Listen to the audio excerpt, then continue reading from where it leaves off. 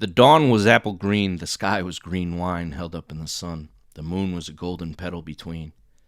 She opened her eyes, and green they shone, clear like flowers undone, for the first time now, for the first time seen.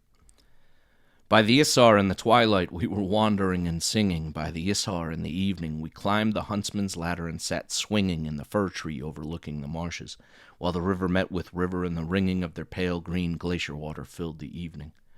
By the Isar in the twilight we found our warm wild roses hanging red at the river, and simmering frogs were singing, and over the river closes was the scent of roses, and glimmering in the twilight our kisses across the roses met, and her face and my face were roses.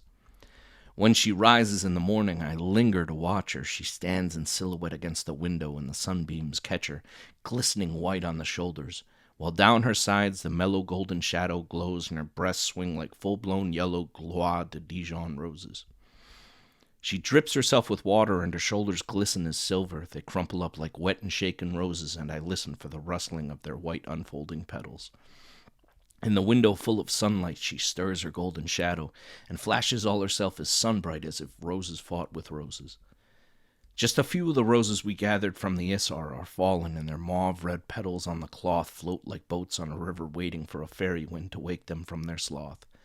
She laughs at me across the table, saying she loves me, and I blow a little boat rocking down the shoals between the teacups, and so kiss-beladen that it scarce can float.